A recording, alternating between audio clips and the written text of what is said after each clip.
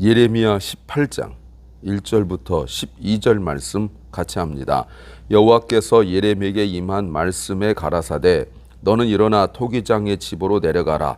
내가 거기서 내 말을 내게 들리리라 하시기로 내가 토기장의 집으로 내려가서 본즉 그가 농로로 일을 하는데 진흙으로 만든 그릇이 토기장의 손에서 파상하며 그가 그것으로 자기 의견에 선한 대로 다른 그릇을 만들더라. 때 여호와의 말씀이 내게 임하니라 가라사대 나 여호와가 이르노라. 이스라엘 족속아 이 토기장이 하는 것 같이 내가 능히 너에게 행하지 못하겠느냐. 이스라엘 족속아 진흙이 토기장의 손에 있음 같이 너희가 내 손에 있느니라. 내가 언제든지 어느 민족이나 국가를 뽑거나 파하거나 멸하리라 한다고 하자. 만일 나의 말한 그 민족이 그 악에서 돌이키면 내가 그에게 내리기로 생각하였던 재앙에 대하여 뜻을 돌이키겠고 내가 언제든지 어느 민족이나 국가를 건설하거나 심으리라 한다고 하자. 만일 그들이 나보기에 악한 것을 행하여 내 목소리를 청종치 아니하면 내가 그에게 유익케 하리라 한 선에 대하여 뜻을 돌이키리라. 그러므로 이제 너는 유다 사람들과 예루살렘 거민들에게 말하여 이르기를 여호와의 말씀에 보라 내가 너희에게 재앙을 내리며 계책을 베풀어 너희를 치료하노니 너희는 각기 악한 길에서 돌이키며 너희 길과 행위를 선하게 하라 하셨다 하라. 그러나 그들이 말하기를 이는 헛된 말이라. 우리는 우리의 도모대로 행하며 우리는 각기 악한 마음에 강팍한 대로 행하리라 하느니라. 아멘. 18장부터 25장까지는 예언의 내용을 모아놓은 것입니다.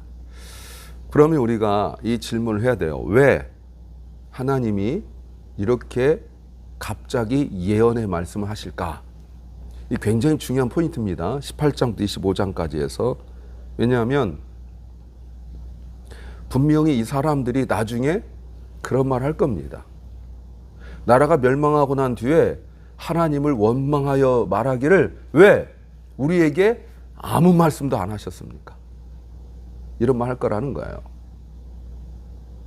그래서 하나님께서 미리 이들에게 어마어마한 일이 닥치기 전에 18장부터 25장까지의 예언의 내용을 말씀하셔서 순종하지 않던 그들에게 하나님께서 이미 말씀하셨고 그 말씀이 성취되는 것을 보여주기 위하여 내가 너에게 이미 말했고 그것이 이미 기록되었다라는 걸 보여주시기 위하여 쓴 내용이에요. 그러면 우리가 또 하나 왜 하나님께서 이 예언의 내용을 말씀하셨는지 알겠죠? 뭡니까? 그들은 분명히 하나님의 말씀을 듣지 않고 순종하지 않을 것이라는 거예요. 이미 오늘 내용은 그 유명한 토기장이 비유를 통하여서 하나님의 주권을 나타낸 내용입니다. 설교 제목은 신앙생활은 하나님의 주권을 인정하는 것이다. 신앙생활은 하나님의 주권을 인정하는 것이다. 제목입니다. 기독교 신앙이 다른 신앙들과 다른 점이 굉장히 많은 걸 제가 누누이 말씀을 드리고 있는데 기독교 신앙은 깊어질수록 모든 그리스도인들에게 공통적으로 나타나는 것들이 참 여러 가지가 있습니다.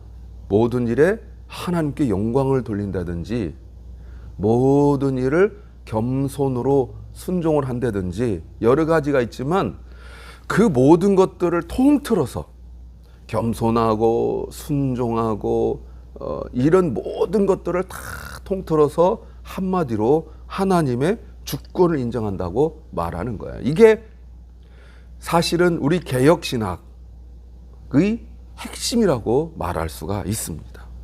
그러니까 믿음이 깊어질수록 하나님의 주권을 인정하게 되어져요. 그러면 하나님의 주권을 인정하는 만큼 믿음이 자란다라고 봐도 맞습니다. 왜 이렇게 믿음이 안 자라요? 여러분 이렇게 질문하면 그렇지만 나 스스로 생각해 볼 때 왜 이렇게 믿음이 안 자라요? 왜 맨날 그대로예요? 1번 기도하지 않아서 맞습니다. 2번 성경 읽지 않아서 맞습니다. 세 번째, 예배 잘 참석하지 않아서.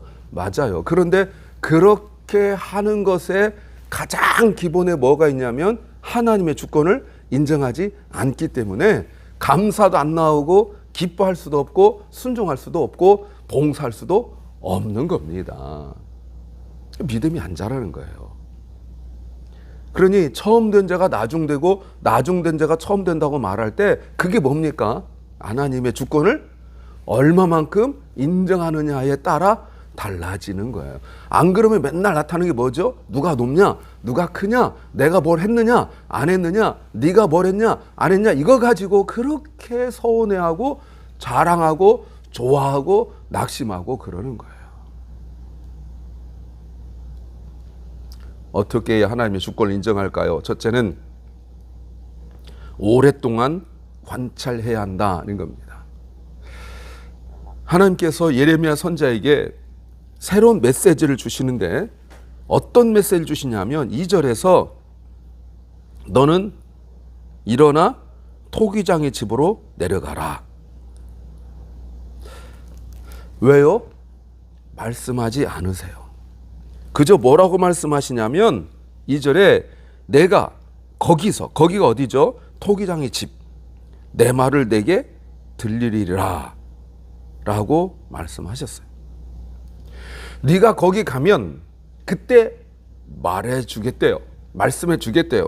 그래서 예레미야가 3절 내가 토기장의 집으로 내려갔습니다. 그리고 여러분 보니까 본즉 이란 말이 나와요. 보이십니까? 보이세요? 본즉. 이 보았다는 말은 힐끗 보았다는 게 아니에요. 여러분 사실 이때 당시 토기장이는 특별한 직업이 아니에요.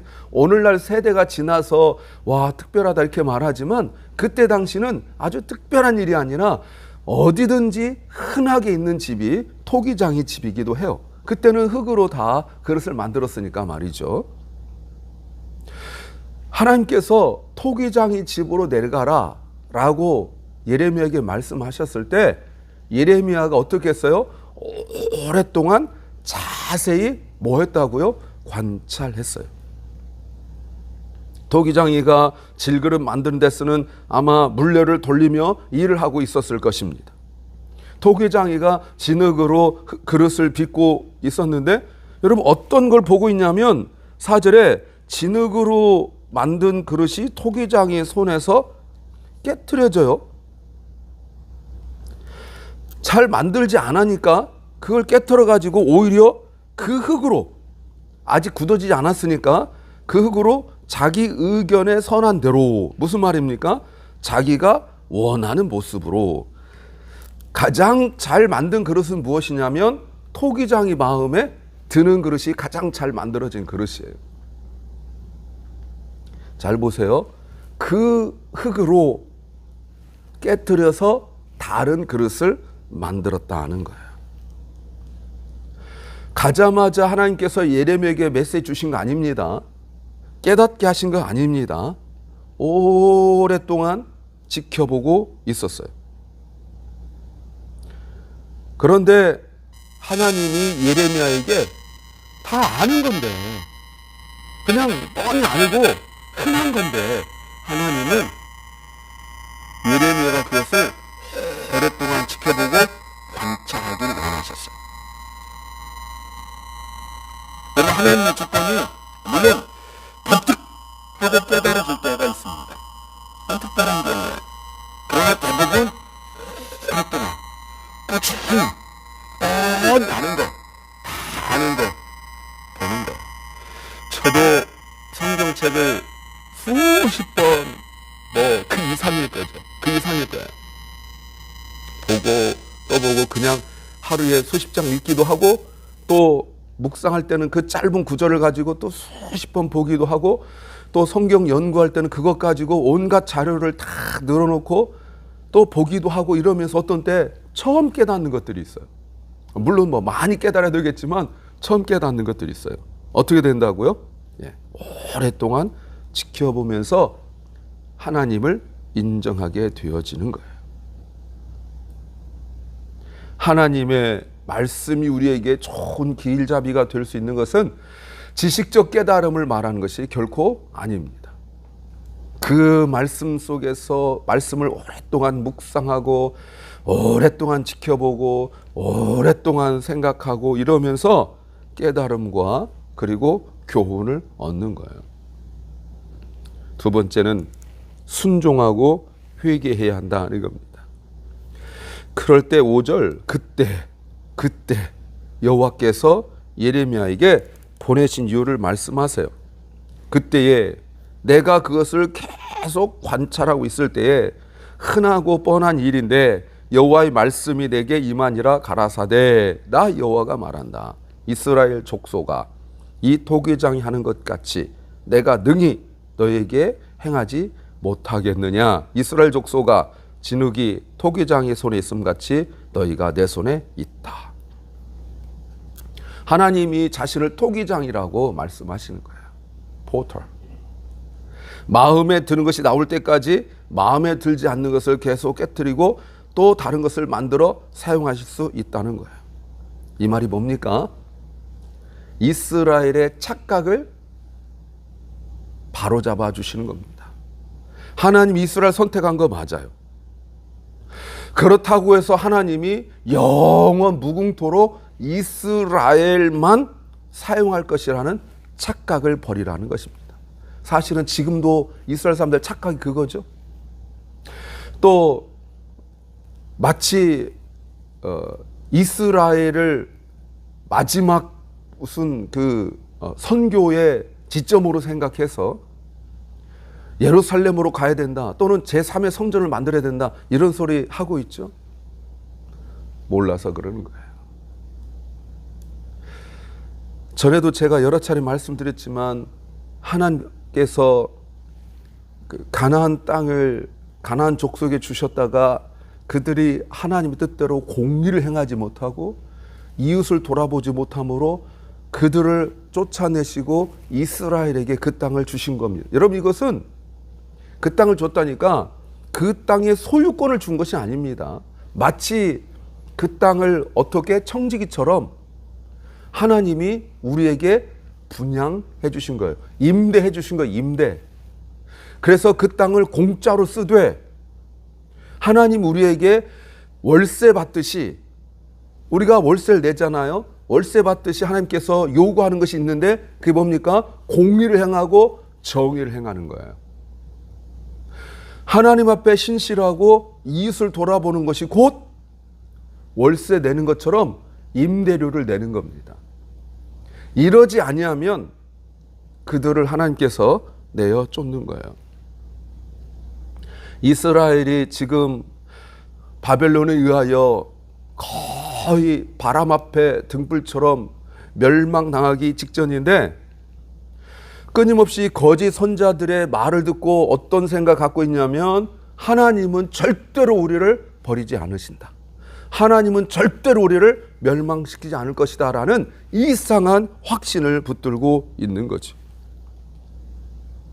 그런데 하나님께서 또 이런 말씀하세요. 8절에 만일 악에서 돌이켜 회개하면 하나님이 깨뜨리지 않으시겠다라고 말씀하시죠. 이건 이스라엘 사람들에게 소망이 되는 거예요. 나라가 매우 위급한 상황에서 그들이 살아날 수 있는 방법을 말씀하세요. 그런데 9절과 10절에 악을 행하면 주시려던 복도 거두시겠다고 말씀하십니다. 여러분 이것이 하나님과 맺은 언약이죠. 하나님께서 다윗과 맺은 언약이에요. 하나님께서 다윗과 언약을 맺으실 때 너의 후손이 내 말을 지켜 행하면 너의 후손의 왕이 계속 이 자리를 차지할 것이다. 하나님께서 솔로몬과도 말씀하셨죠. 똑같은 말씀하셨어요. 여러분 토기는 흙그릇은 질그릇은 제 이름대로 클레이는 수동적이에요. 그러나 우리는 능동적으로 할 수 있죠. 뭡니까? 순종해. 오늘 하나님께서 계속 말씀하신 것이 듣고 행하면 순종하면 그럴 때 하나님의 주권을 우리가 깨닫게 되어지는 겁니다. 뭐 해야 된다고요? 말씀을 듣고 순종하여 회개할 때 하나님의 주권을 인정하는 겁니다. 내가 내 죄를 깨닫고 잘못 있다고 생각하는 것은 그것도 어렵지만 그래서 회개하는 것은 사실은 가능한 일이에요. 그러나 나는 지금 잘하고 있는데, 나는 지금 똑바로 하고 있는데 말씀이 나에게 임하여 말씀하시기를 네가 회개해야 된다. 그러면 살리라. 이 말씀을 듣고 내가 나 스스로 생각할 때는 아무 잘못도 없지만 하나님 말씀하시니 내 죄를 깨닫고 순종하는 데까지 나아가야 하나님의 주권을 인정하는 겁니다. 애굽왕 바로가 하나님께서 모세를 통하여 말씀하실 때 처음에 기적들은 자기도 해보려고 했죠. 그래서 자기 부하들을 통화했는데 나중에는 그때 고난이 닥칠 때만 순종하는 척했다가 다시 돌아가고, 순종하는 척했다가 돌아가고, 결국 이래서 아주 큰 어려움을 당했단 말이에요. 우리가 그거는 하나님 주권을 인정하는 것이 아니에요. 회개라는 게 뭡니까? 회개라는 것은 내가 말씀을 듣고, 중요합니다. 말씀을 듣고 성령으로 깨달아서 그것 잘못한 것을 뉘우치고 그리고 그 길에서 돌아서서 다시는 그것을 하지 않는 것. 이게 회개예요. 그냥 잘못했어요 하는 것은 회개라고 볼 수 없어요. 잘못했다고 뉘우친 건 우리가 잘 알지만 가룟 유다도 잘못했다고 생각했어요. 그거는 회개가 아니에요. 하나님의 주권을 인정하는 사람만 회개할 수 있어요. 세 번째는 전해야 한다는 겁니다. 11절에 하나님께서 말씀하시기를 그러므로 이제 너는 유다 사람들과 예루 사람들에게 가서 말하라. 전하라. 그래서 바울은 로마서 9장 21절에서 오늘 본문을 사용하여서 하나님의 절대 주권을 강조하기 위하여 토기장의 비유를 이야기해요. 그래서 이스라엘 사람들에게 바울은 분명하고 확실하게 이야기합니다. 토기장의 비유를. 토기장이가 진흙 한 덩이로 하나는 귀한 그릇을, 하나는 귀하게 쓰지 않는 일반적으로 쓴 그릇을 만들 권한이 있느냐 없느냐고 묻죠. 하나님의 주권이에요. 그러나 그들의 반응 12절이죠. 이렇게 말합니다.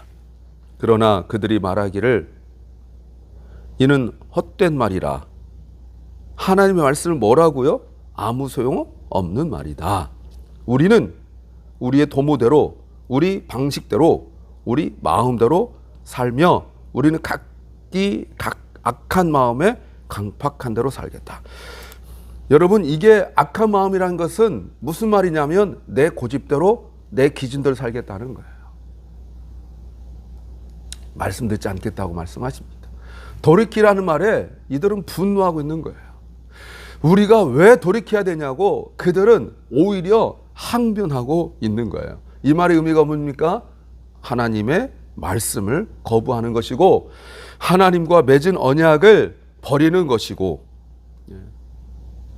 하나님께서 8절에서 만일 나의 말한 그 민족이 그 악에서 돌이키면, 회개하면 내가 그에게 내리기로 생각했던 재앙에 대하여 뜻을 돌이키겠다고 말씀하시죠. 여러분, 이것은 오늘 지금 토기장의 비유를 유대인들에게, 예루살렘 사람들에게 전한 것은 예레미야가 생각할 때 이렇게 이야기하면 사람들이 좀 더 잘 이해할 수 있겠구나라고 해서 만든 이야기가 아니라 하나님께서 하나님의 주권을 나타내시기 위하여 하신 거예요. 그런데 그들은 하나님의 이런 비유를 거절하고 맙니다. 하나님은 예루살렘 사람들이 그 멸망을 앞두고 그들이 멸망받을 수밖에 없는 이유를 설명하는 겁니다. 하나님이 그들에게 살아날 방법을 계속 말씀하시는데 그들이 왜 멸망받냐면 여러분 말씀을 듣지 않아서 그런 거예요. 물론 그들이 공의를 행하지 않고 정의를 행하지 않고 이웃을 돌아보지 아니한 이것이 있었고 또 우상숭배한 것이 있었죠. 그러나 그 모든 죄를 우리도 지을 수 있어요. 그럼에도 불구하고 우리가 살아날 수 있는 방법이 바로 말씀을 듣고 가던 길을 돌이키는 것이 바로 살아날 수 있는 유일한 방법인데 그들은 그것을 거절하고 말았습니다. 진흙과 같은 우리를 빚으셔서 하나님께서 마음껏 사용하시기에 하나님 뜻에 합당한 그릇이 되어야 됩니다. 그러려면 내가 진흙처럼 연약하다는 것을 고백하고 인정해야 돼요. 하나님의 주권을 인정해야 돼요. 그때 하나님께서 감사하라는 말씀이, 기뻐하라는 말씀이 우리에게 해당될 수 있습니다. 하나님께서 가서 전하라는 말씀이 우리에게 해당될 수 있습니다.